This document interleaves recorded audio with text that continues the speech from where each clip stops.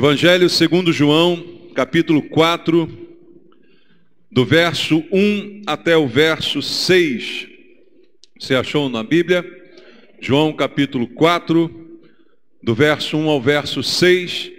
A palavra de Deus diz: Quando, pois, o Senhor veio a saber que os fariseus tinham ouvido dizer que ele, Jesus, fazia e batizava mais discípulos que João, se bem que Jesus mesmo não batizava,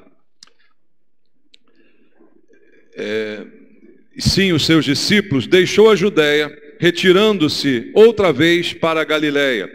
E era-lhe necessário atravessar a província de Samaria.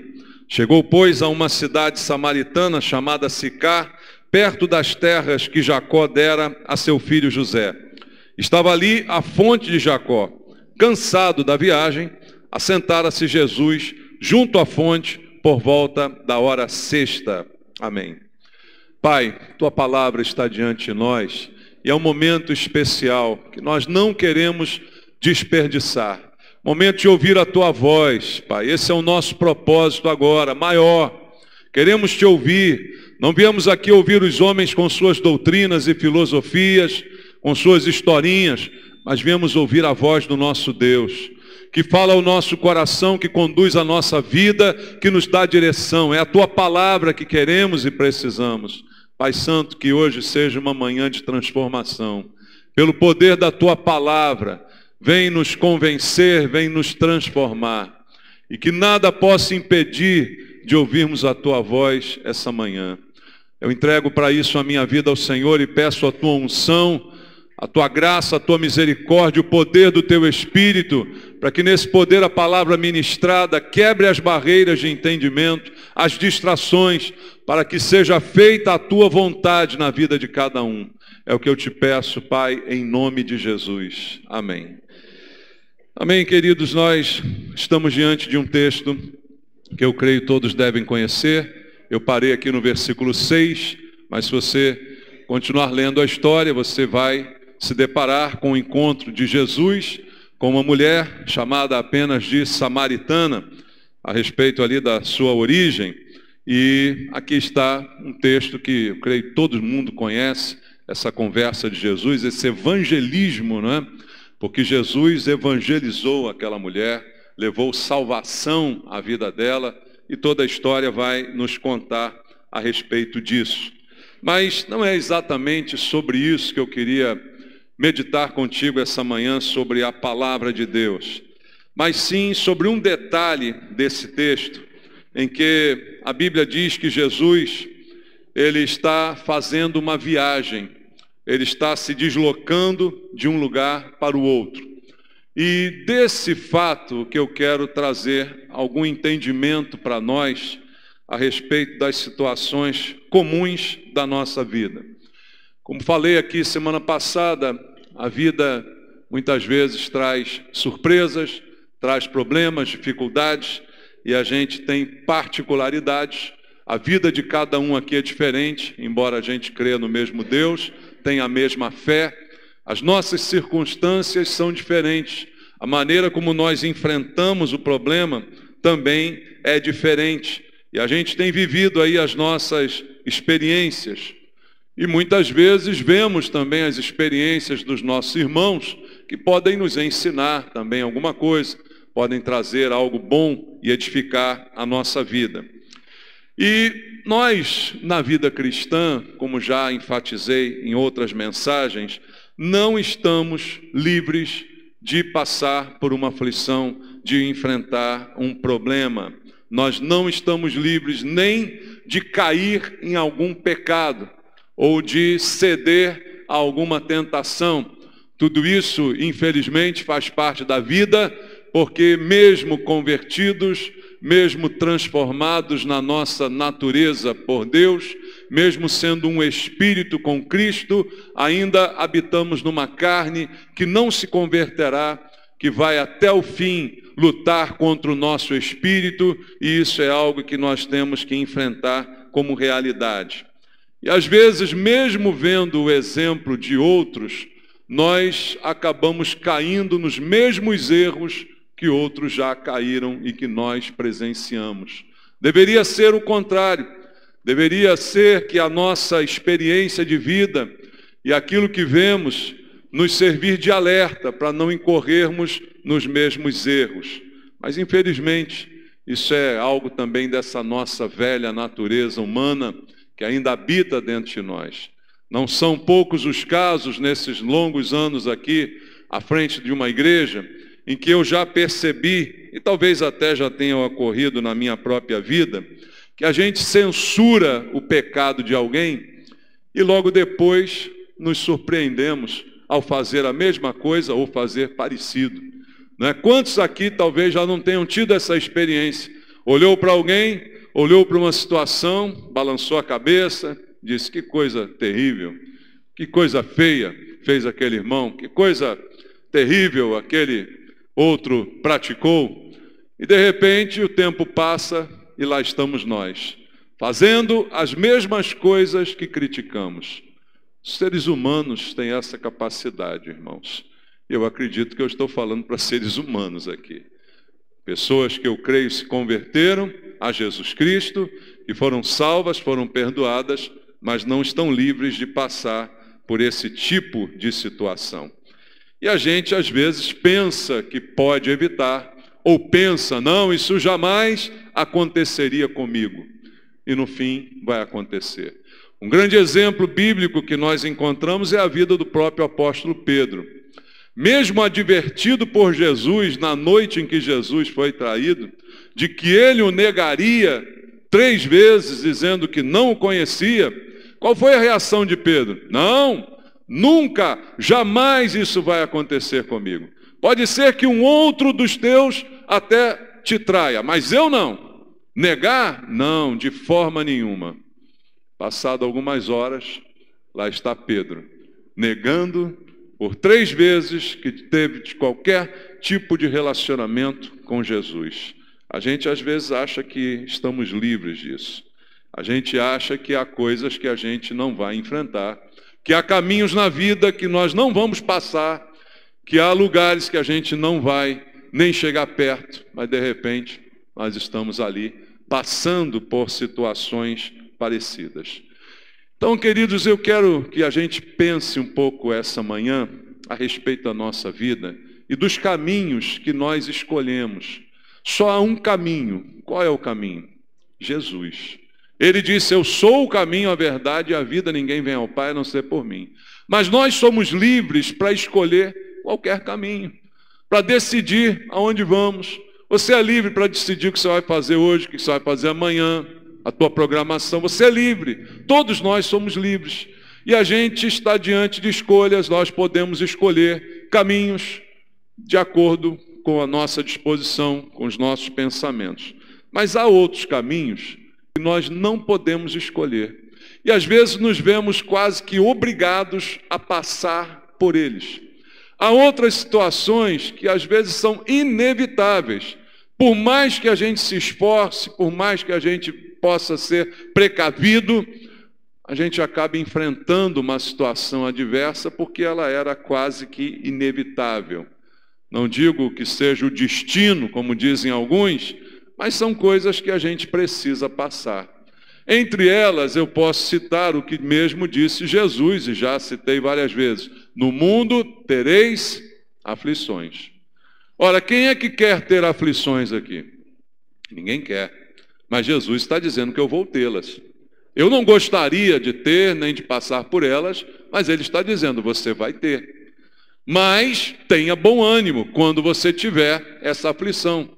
Não perca o seu ânimo, não perca a sua fé, a sua vitalidade, a sua vontade de vencer, a sua vontade de superar, de ultrapassar essa dificuldade. Mas eu não escolho passar por isso. Eu não quero passar por isso, mas isso pode ser que aconteça. O importante, irmãos, é a gente saber o tempo todo que nós servimos a um Deus vivo, que tem o absoluto controle sobre a minha vida, sobre a sua vida.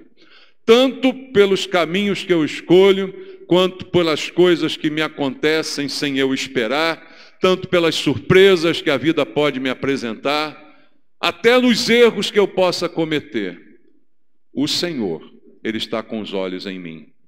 E ele tem um trabalho, ele tem um plano, ele tem uma obra a ser realizada na vida de cada um. E a Bíblia diz que ele vai completar essa boa obra, porque ele é fiel. A boa obra que um dia foi iniciada será colocada por Deus e levada até o final, porque Deus não deixa coisas pela metade. Então eu creio que ainda há muita coisa para Deus fazer na nossa vida, irmãos.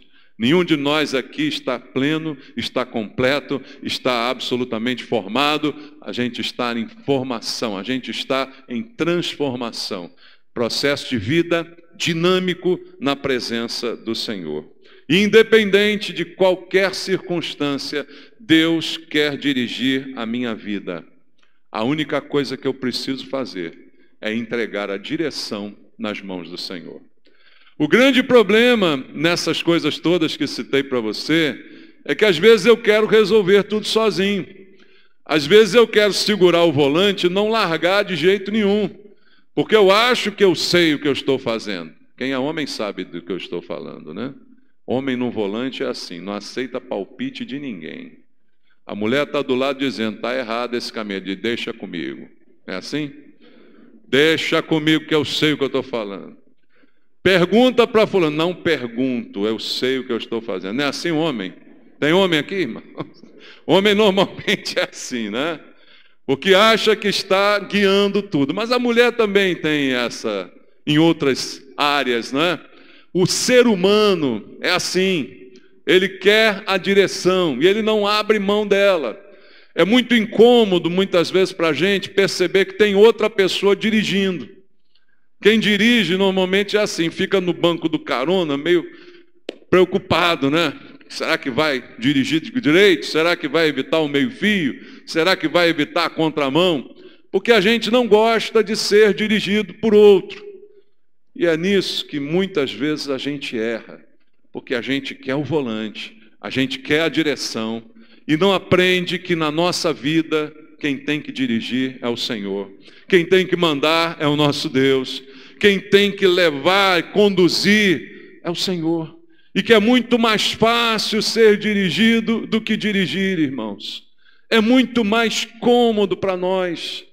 Mas o homem, muitas vezes, nem se volta para Deus exatamente porque não quer largar o volante. Como eu disse aqui domingo passado à noite, eu não uso, não gosto, não aceito o termo aceita Jesus. Se você não ouviu a mensagem, pode ouvir pela internet. Domingo à noite, domingo passado. Porque a gente não aceita, a gente se rende. Ou eu me rendo, ou não tem outra situação. Ou eu me entrego, ou eu me submeto. Aceitar é muito subjetivo, porque você aceita como algo que está sendo oferecido para ser acrescentado à sua vida. Jesus não é algo que vai ser acrescentado à minha vida, ele vai trocar tudo em mim, ele vai mudar tudo, ele vai trocar a direção, ele vai fazer tudo que ele quiser. Então a relação com Cristo é a relação de submissão, é a relação de rendição. Rende-se a Cristo, aquele que realmente foi convertido pelo poder do Espírito Santo. E isso significa deixá-lo no comando da vida, deixá-lo na direção. Eu acredito na direção de Deus, irmãos. E eu gostaria imensamente que você passasse a confiar na direção de Deus. Mesmo quando a gente acha que o barco está sem rumo. Mesmo quando você pensa que não tem ninguém no leme. Deus está no comando da minha vida. E eu espero que você creia que Deus está no comando da sua vida, mesmo quando as coisas não vão bem, mesmo quando as coisas não são como a gente quer. E por que eu estou falando tudo isso, olhando para esse texto que a gente leu aqui? Por um simples detalhe. A Bíblia está dizendo que os fariseus ouviram falar de Jesus, né? E viram que ele fazia e batizava mais discípulos do que João. Isso é coisa de fariseu, né? Ficar competindo. Percebe a coisa de fariseu aqui?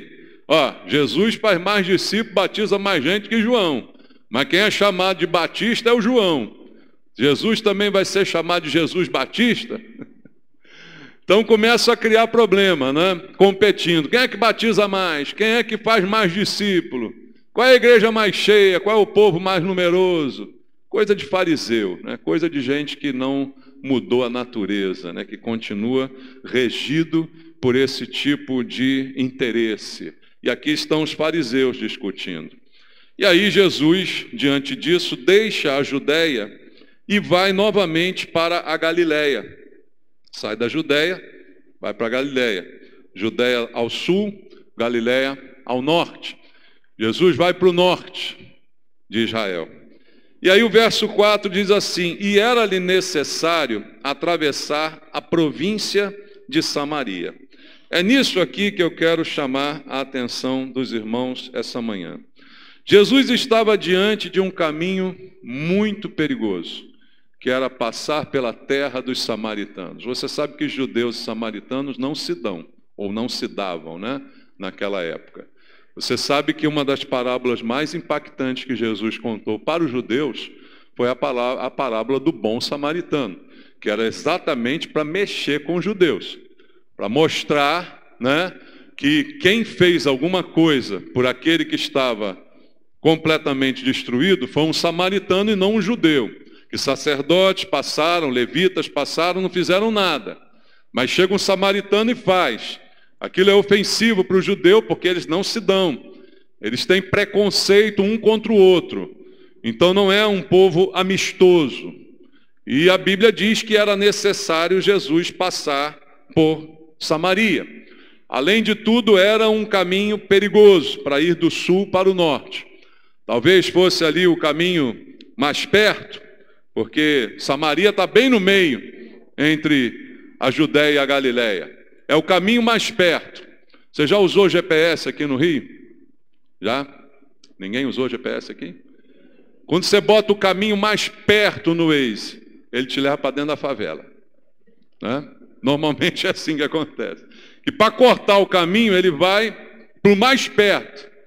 Mas o mais perto, às vezes, tem um local de risco no meio. O mais perto, às vezes, tem um caminho perigoso. Já viu as notícias que sai?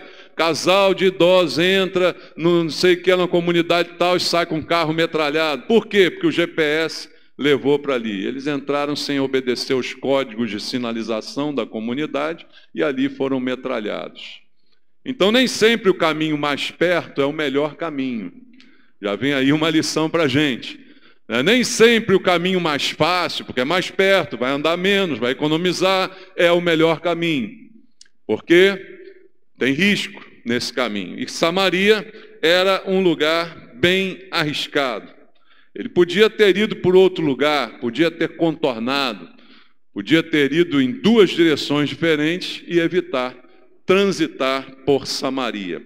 Só que a Bíblia traz aqui uma palavrinha pequena no verso 4, dizendo que era necessário. Ora, necessário é algo que se torna obrigatório, é necessário. E não é necessário, é opcional. Embora seja mais perto, eu posso ir por outro lugar. Eu vou chegar no mesmo lugar. Eu vou chegar onde eu quero. Eu vou chegar na Galileia. Mas não é necessário. Só que a Bíblia disse que é necessário. E por que é necessário? Não é uma necessidade material. Jesus não está preocupado em economizar no Uber, né, para ir mais rápido e gastar menos na corrida. Não tem nenhuma preocupação material nem financeira com esse deslocamento.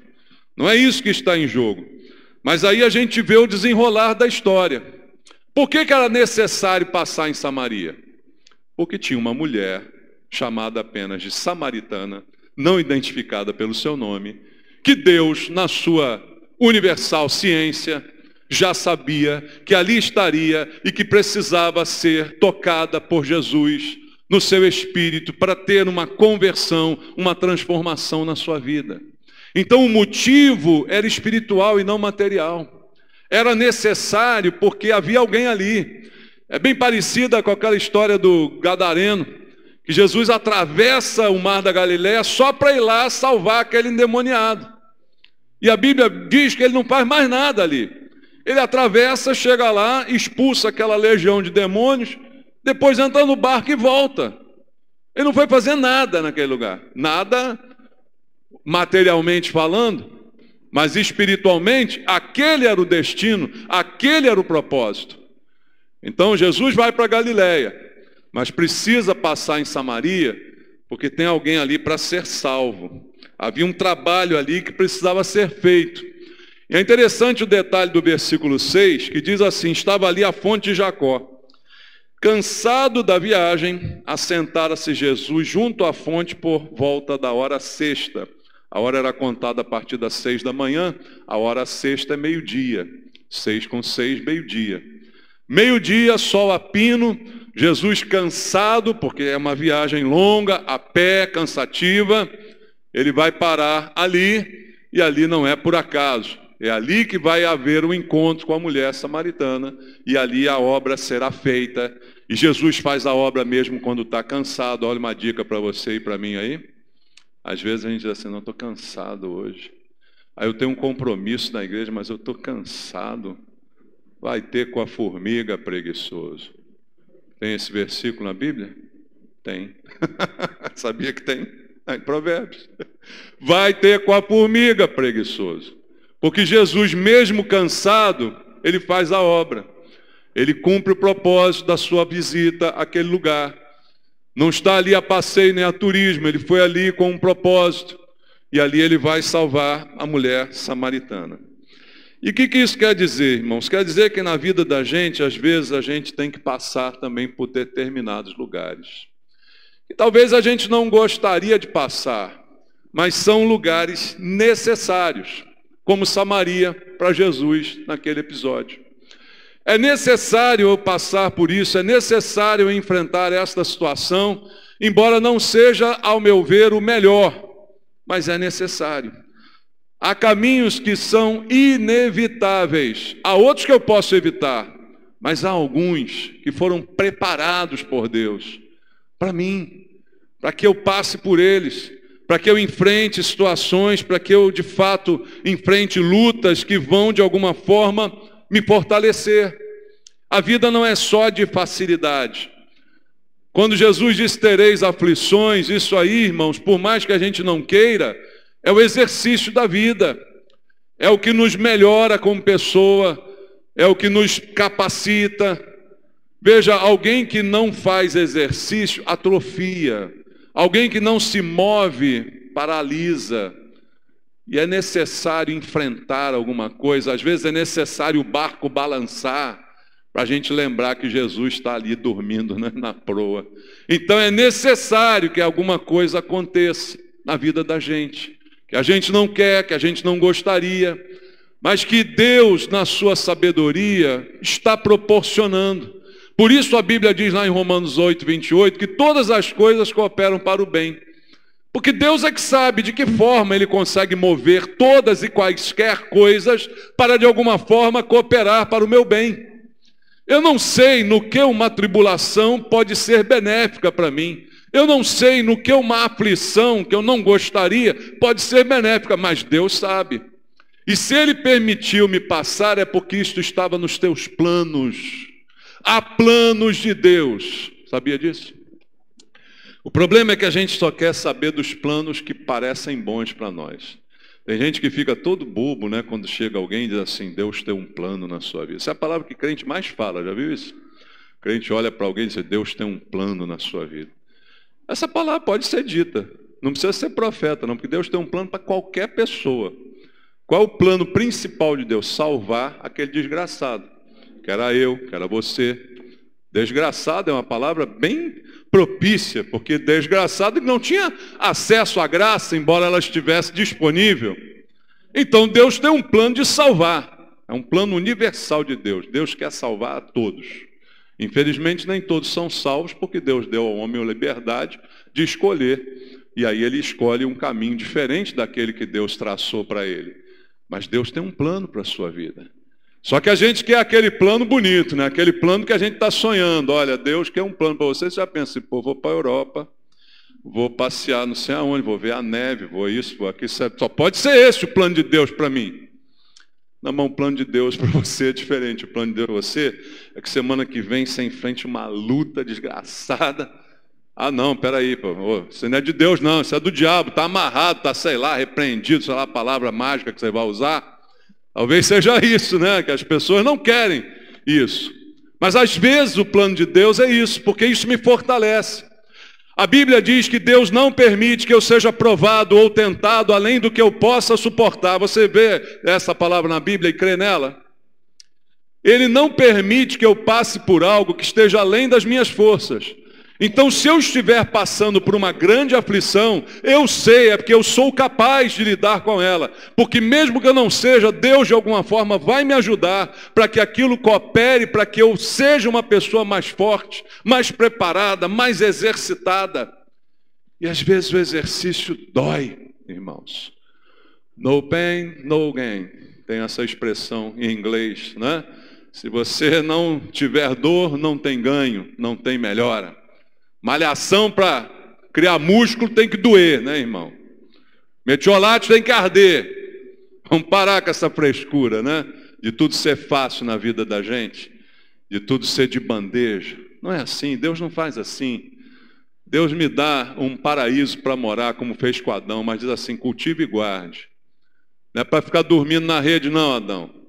Tem gente que diz que trabalho foi consequência do pecado, né?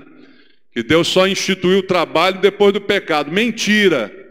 Depois do pecado, o trabalho ficou mais pesado. Mas já existia trabalho antes do pecado, porque Deus diz, ó, cultive e guarde. Como é que se cultiva e que se guarda? Capinando. Então o homem já foi chamado para capinar desde que nasceu, irmão. Tem gente que fala paraíso, pensa em Adão lá deitado na rede, Eva passeando, vem, né? O tempo todo. Só isso que tem para Adão fazer. Não, tem que cuidar. Eva, agora não dá, tem que capinar ali, porque está nascendo uma erva ali, eu tenho que cuidar disso aqui, eu tenho que dar alimento para os bichos, eu tenho que fazer alguma coisa. Assim é a vida. Ninguém tem vida fácil. Não espere vida fácil de Deus, mas espere sim direção, espere ajuda. Espere que Ele esteja ao seu lado em toda e qualquer circunstância. Espere que Ele cumpra aquilo que prometeu, que você não vai ser tentado ou provado além do que você pode suportar. E se você está passando por alguma coisa, é porque você é capacitado por Deus a isto. E isto vai passar. E quando passar, você sairá melhor do que você está.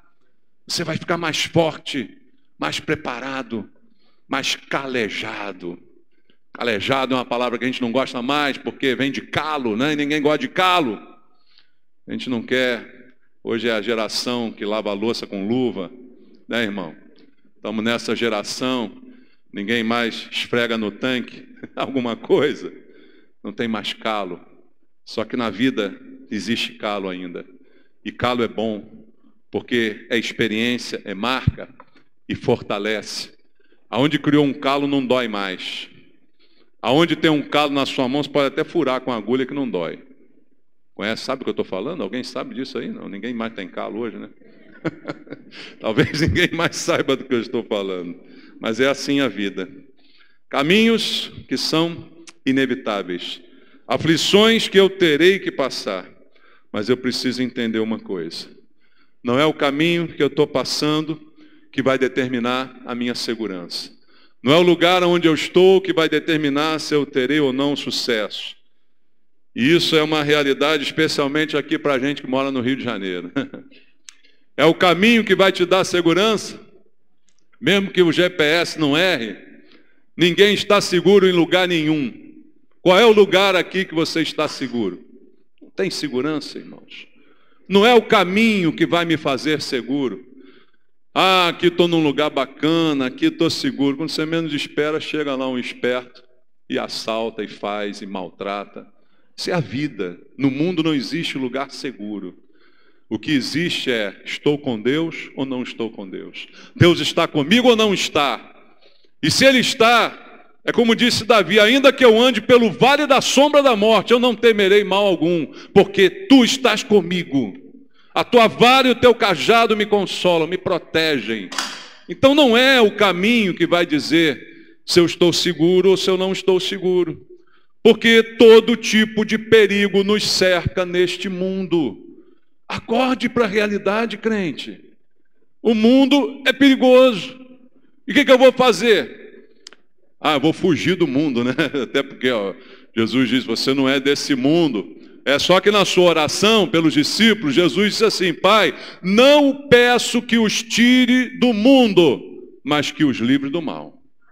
Eu não vou sair do mundo, eu não vou morar em Marte. Ah, um dia a gente vai viajar para Marte, será? Eu vou para Marte, porque Marte o assalto ainda não está muito assim, né?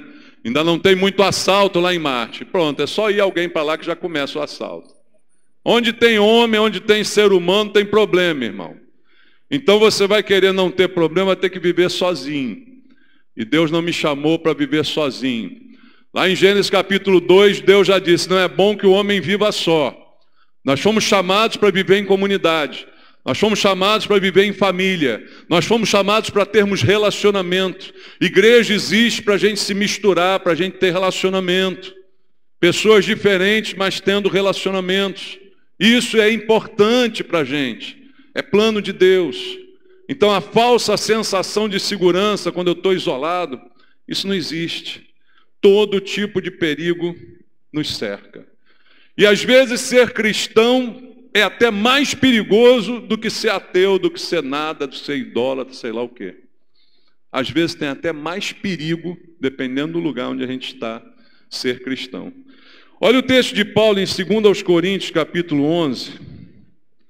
Segunda carta de Paulo aos Coríntios, no capítulo 11, no versículo número 26 até o versículo número 28, diz assim: em jornadas, muitas vezes, em perigos de rios, em perigos de salteadores, em perigo entre patrícios, em perigo entre gentios, em perigos na cidade, em perigos no deserto, em perigos no mar, em perigos entre falsos irmãos, em trabalhos e fadigas, em vigílias, muitas vezes, em fome e sede, em jejuns, muitas vezes, em frio e nudez.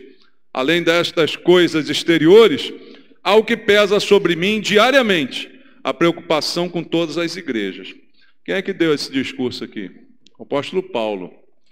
Aí você diz assim, meu sonho é ser apóstolo.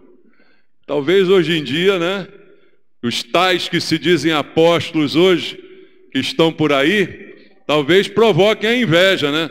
Eu quero ser igual aquele apóstolo, é o avião dele. Está devendo todo mundo, né? Não paga um aluguel de um templo. Está indo para a justiça sendo despejado, mas o desgraçado tem um avião. Aí você diz, eu quero ser apóstolo. Eu quero essa vida mansa de pastor aí, né? Aí olha para Paulo, e Paulo está dizendo aqui como é que era a vida dele. Essa vida ninguém quer. Ninguém que almeja o episcopado, almeja isso aqui. Embora a Bíblia diz que quem almeja o episcopado, excelente obra almeja. Mas quando pensa nisso, não pensa nisso aqui. Jornadas, perigos, perigo no rio, perigo de salteador, de assaltante, perigo entre patrícios, judeus como eu, perigo entre gentios. Quando eu ia pregar o judeu me perseguia. Ia pregar o gentio me perseguia. Perigos na cidade, perigos no deserto. Ou seja, tanto na cidade quanto onde não tem ninguém, tem perigo. Para onde eu vou para fugir do perigo? Não existe lugar. É o que ele diz. Perigo no mar, perigo entre falsos irmãos. Tem perigo na igreja. A igreja é um lugar perigoso. Tem falsos irmãos na igreja. Em trabalhos e fadigas, vigílias, fome, sede, jejum, frio, nudez. E além de tudo isso, ele diz assim, ainda tem uma coisa que não sai da minha cabeça. A preocupação com as igrejas. Para quem tem tantos problemas assim, ainda tem que se preocupar com alguma coisa? Mas é essa a vida. Vida cristã é assim, irmãos. Alguém que te disse que vir para Jesus é viver num mar de tranquilidade, mentiu para você. É viver a paz. A paz que excede todo entendimento humano. Porque paz, qualquer um sabe o que é. Paz é quando eu estou ali, numa boa, tranquilo, não estou pensando, não estou com dívida, não estou com nada, como, bebo e tal. Paz. Já os hippies diziam paz e amor. Maconha, né? E rave. Rave não tinha naquela época, mas é paz e amor. Isso é paz.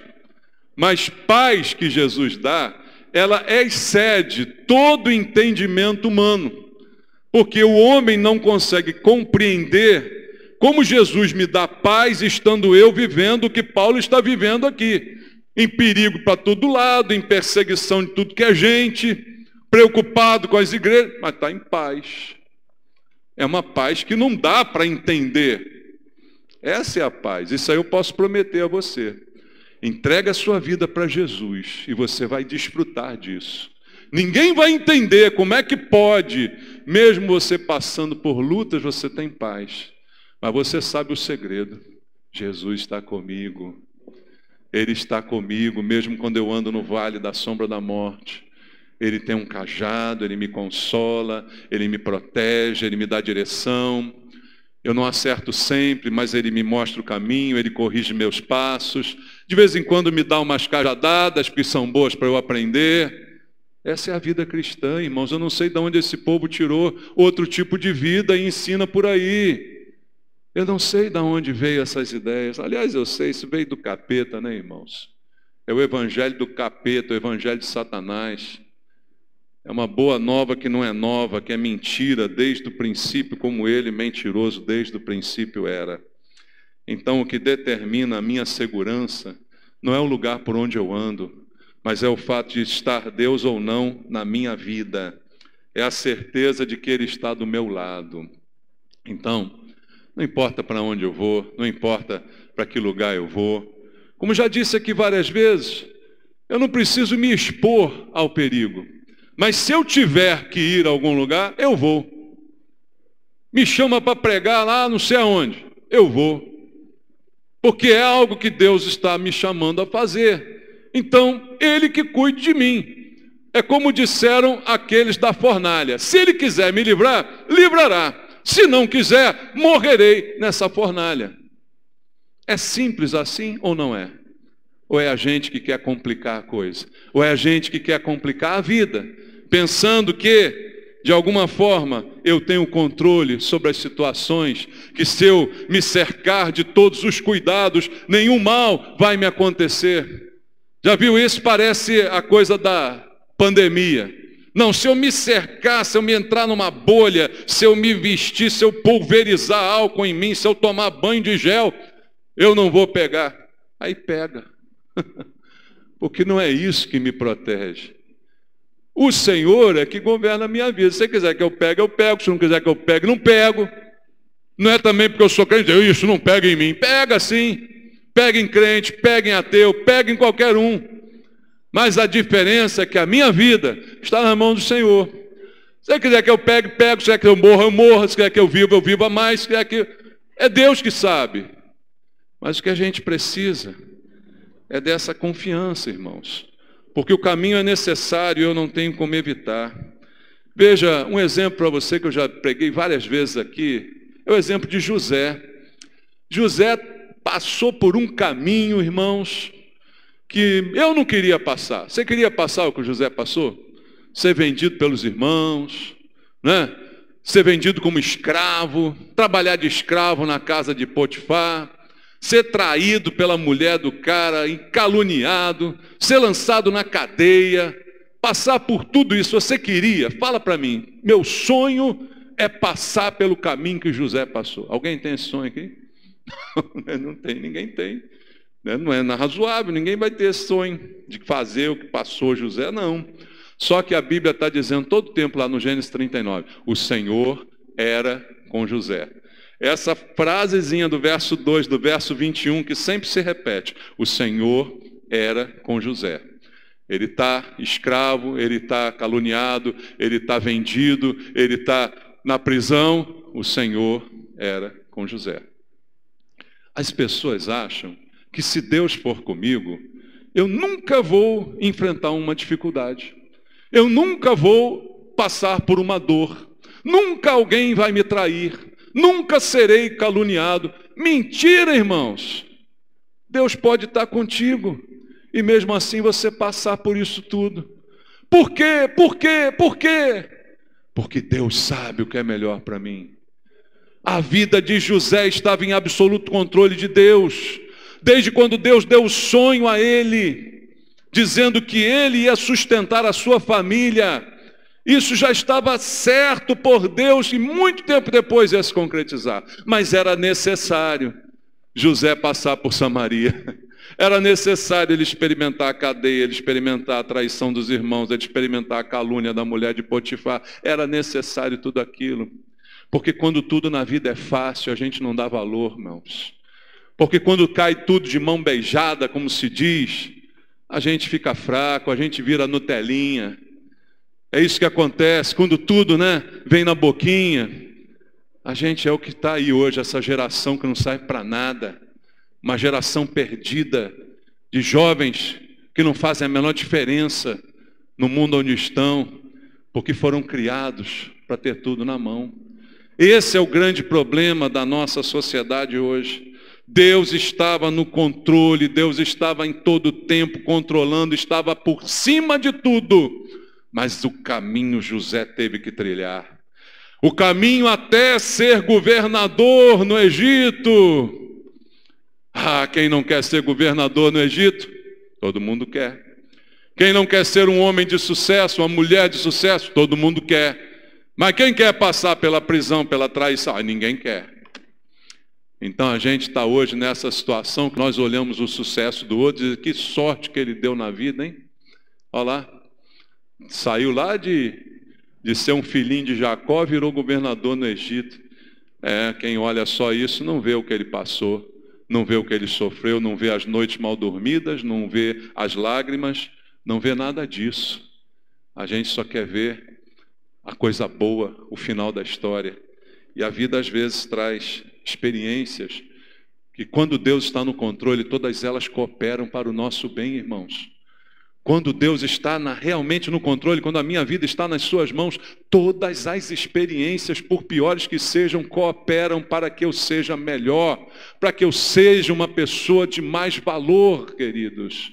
Isso é o trabalho de Deus, esse é o plano de Deus na minha vida. Que não são apenas flores, mas eu sei que são bons. Uma coisa eu sei, Deus não tem plano ruim para ninguém.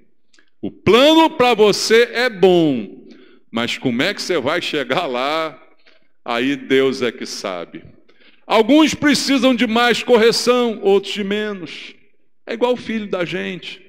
Tem filho que você bate mais, tem filho que você bate menos. Tem filho que não precisa apanhar. Você olha para ele, ele já se conserta. Que filho sou eu? Que filho é você? Você é o que precisa apanhar? Basta Deus mandar uma palavra, você já conserta? Ou tem que levar uma mãozada na cara? Cada um aqui é de um jeito, irmão. Cada um aqui, fio de ferro. Qual é o filho que você é? Que tipo de filho somos nós? E qual a correção que precisamos? Uma coisa eu sei, Deus dá na medida certa. Na correção certa, não bate mais nem bate menos, bate o que eu preciso. Se eu não precisar, não bate. Mas Ele tem um plano bom para a minha vida. E às vezes nesse plano eu tenho que passar por Samaria. Mas como eu disse aqui, não são as circunstâncias que vão determinar a minha segurança, nem muito menos a minha fidelidade. Eu não sei como é que está a vida dos irmãos aqui. Eu não sei se alguém aqui está passando por um deserto, está passando por um perrengue, está angustiado, está triste. Na igreja, irmãos, a gente tem momentos, todos podemos passar por isso. Talvez você venha ao culto e diga, Senhor, estou aqui pela graça. É para a graça mesmo, irmão. Se não fosse a ela ainda a misericórdia, aonde estaríamos? Mas é muito comum.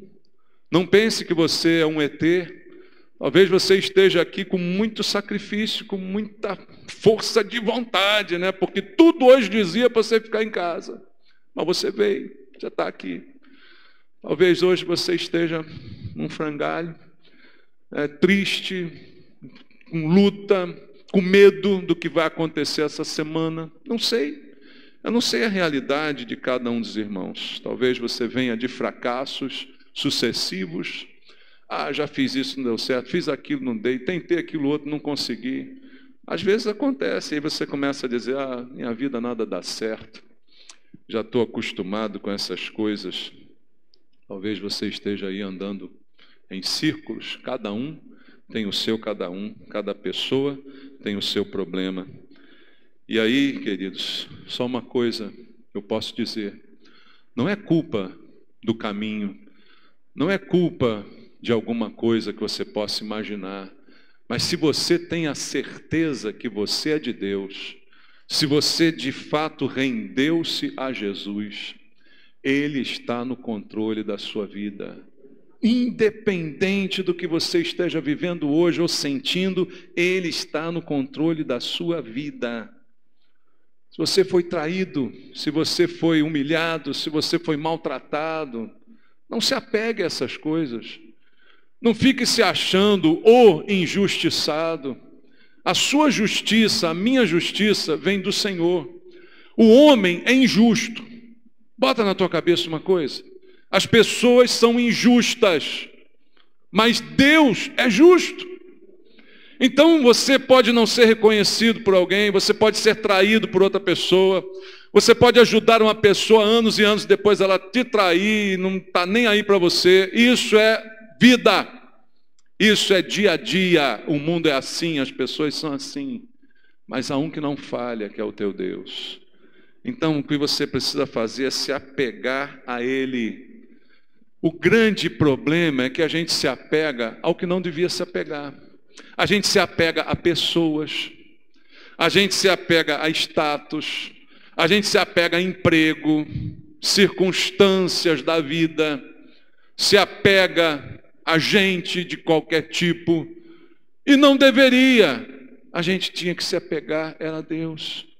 Porque quando você se apega a gente decepciona, como eu disse. Gente joga na tua cara, gente cospe no prato que comeu. Isso é típico de gente, irmãos. E como eu disse no início dessa mensagem, às vezes a gente pensa assim, como pode alguém fazer isso? Daqui a pouco está você fazendo. Alguém foi ingrato com você e de repente você também é ingrato com alguém. Vamos parar com esse negócio de pensar que nós somos vítima do mundo. Porque às vezes a gente é vítima, mas às vezes nós somos algozes. Às vezes nós maltratamos os outros, às vezes nós ferimos as pessoas, às vezes nós somos ingratos, porque nós temos a capacidade de fazer isso. Então eu não posso ficar apegado a esses sentimentos, a essas coisas. Eu não posso, porque quanto mais eu ficar apegado a isso, mais injustiçado eu vou me sentir, mais prejudicado eu vou me sentir, mais eu vou me enterrar. E não é isso que Deus tem para mim. Às vezes Deus tem uma Samaria para eu passar, e eu vou passar por ela. Mas eu vou cumprir a vontade de Deus. O plano de Deus vai se realizar. Para a gente terminar, abra aí a sua Bíblia em Salmo 91. Todo mundo conhece o texto. Salmo 91, versículo 14, versículo 15. Salmo número 91. O problema não é a gente conhecer, o problema é a gente praticar. Duvido que tenha alguém que não conheça esse texto. Salmo 91, 14 e 15 diz assim: porque a mim se apegou com amor, eu o livrarei, pô-lo-ei a salvo, porque conhece o meu nome. Ele me invocará e eu lhe responderei. Na sua angústia eu estarei com ele, livrá-lo-ei e o glorificarei. O que Deus está dizendo para a gente? Me apegar à ingratidão, me apegar à maldade que alguém me fez, me apegar ao azar que eu dei, como alguns dizem, na vida. Não, eu vou me apegar ao Senhor. E veja o que diz o Salmo, que mesmo apegado ao Senhor, o Senhor diz, eu te livrarei e vou colocá-lo a salvo. Você me invocará e eu te responderei. Na sua angústia estarei com ele. Veja que interessante, mesmo apegado, eu posso ter angústia. Mesmo apegado, eu posso precisar de um livramento. A diferença é que apegado eu terei o livramento. Apegado à angústia que eu passei, vai passar. Apegado à tribulação, vai findar. Percebe isso nas palavras de Deus?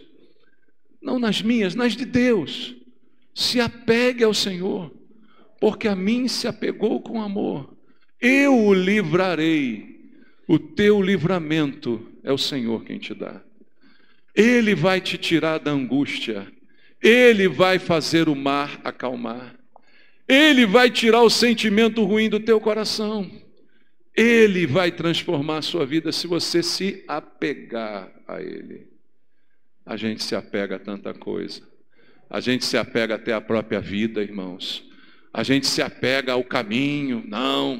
Não posso mudar isso aqui, não posso. A gente se apega à personalidade. A gente não tem que se apegar a nada. Nós estamos em constante mudança. Talvez você se apegue, eu sou assim, Gabriela, né? Nasci assim, vou viver assim, vou morrer assim. Não vai não. Porque se você se apegar ao Senhor, Ele vai te livrar desse karma, entre aspas. Ele vai te livrar dessa maldição. E você vai ser transformado numa pessoa diferente. Essa é a obra de Deus, é isso que Ele quer fazer. Eu não sei por onde você vai andar, por onde eu vou andar. Talvez ainda tenha Samaria que seja necessário a gente passar. Mas se é necessário, Deus tem um plano. Se é necessário eu passar por isso, Deus tem um plano. Se eu estou passando por isso, Deus tem um plano. Eu só quero me apegar ao Senhor. Que Ele abençoe você com a palavra de Deus. Que você se apegue a Ele. Que Ele motive você a se segurar nele. Porque Ele nunca vai largar você. Ele diz, as minhas ovelhas, eu as tenho em minhas mãos. Ninguém as arrebatará das minhas mãos. Você é a ovelha dele, ninguém vai te tirar de lá. Vamos orar, querido? Você está nessa luta, está nesse deserto, quer orar junto comigo? Vem aqui à frente, vamos clamar a Deus. Vamos fazer um voto de confiança ao Senhor. Vamos dizer, Senhor, eu confio em Ti. Eu não entendo o que eu estou vivendo, eu não entendo a dor que eu estou sentindo, eu não entendo por que está acontecendo esse momento na minha vida, mas eu sei que eu vou me apegar ao Senhor. E o Senhor me livrará no tempo certo, de acordo com a tua vontade, como o Senhor deseja, e eu vou viver submisso à tua vontade. Se você está assim, coloque teu coração em Deus agora. E se apegue a Ele de toda a tua força, de todo o teu entendimento. Se apegue ao Senhor. Pai, eu quero orar pelos meus irmãos. O Senhor conhece, Deus, o que está no coração. Eu não sei, Pai, eu não sei nada que está acontecendo com nenhum deles aqui. Eu não sei o que estão vivendo, eu não sei qual é a dor. Mas o Senhor sabe, o Senhor sempre soube. E eles não estão passando por essa Samaria por acaso. Se são teus filhos, eu creio que o Senhor está no controle. O Senhor está junto na Samaria deles, Pai. E eu te peço agora que eles apenas percebam isso. Para que venha a tua paz. Para que venha o refrigério. Para que venha o descanso. Para que venha a confiança. Que se apeguem ao Senhor de todo o coração. E o Senhor, como prometeu, vai colocá-los a salvo. Vai livrar, porque não há ninguém que possa livrar como o Senhor. O Senhor livra da fornalha. O Senhor livra. Só o Senhor pode livrar. Abençoa teus filhos, Pai. Abençoa e dá paz. Paz que excede todo o entendimento. Que as pessoas se espantem. Como você pode estar em paz passando pelo que você está passando? Seja essa a realidade na vida dos teus filhos. Abençoa o Senhor, eu te peço, em nome de Jesus. Amém. Deus abençoe você. Deus livre você, sustente você.